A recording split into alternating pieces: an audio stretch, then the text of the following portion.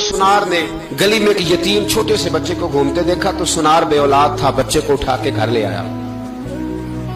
18 साल उस बच्चे की परवरिश की, उसको पाला पोसा जवान किया।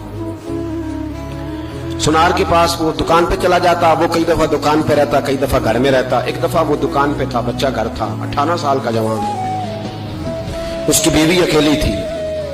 वो जिसने मां बन के पाला था उसने उसी पे हमला कर दिया, उसका बाजू बुरी नीयत से थामा। बीवी चीखी, थोड़ी देर गुजरी तो वो नौजवान पैरों में बैठ गया, कहने लगा मां पता नहीं मुझे क्या हुआ। शाम को सुनार आया, बीवी चीखने लगी, चिल्लाने लगी, कहने लगी आज अजीब बात हुई, जिसको मैंने जिगर का खून दे दे के पाला उसी ने गंदी नजर डाली। सुनार महवे हैरत है। बीवी का ख्याल था कि लाठ उठाएगा, डंडा उठाएगा, नौजवान को मारेगा, लेकिन वो रोने लग गया। उसने कहा आज उसने मेरा बाजू थामा है, जाने क्या किया है। परेशान होने लग गया, सजदे में गिर गया, कहा तू बताता क्यों नहीं। तो वो सुनार कहने लगा उसकी गलती नहीं, 18 साल के बाद आज मुझ पर भी शैतान सवार हुआ था। एक औरत आई थी, वो अपने बाजुओं में चूड़ियां पहनना चाहती थी तो मैंने भी गंदी नजर से हाथ डाला था। रब करीम ने मुझे फौरन उसकी सजा दी। जिनके घरों में बेटियां होती हैं उनकी नजरें गंदी नहीं होती, जो बेटियों के बाप होते हैं, जो बहनों के भाई होते हैं, उनकी नजरें गंदी।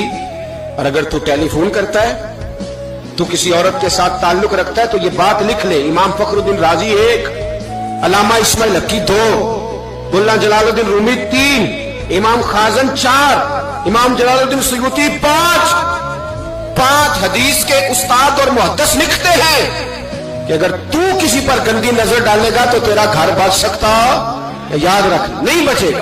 इसलिए कि तेरी नजर किसी की बेटी को बेटी समझ, ताकि तेरी बच्ची का पर्दा कायम रहे।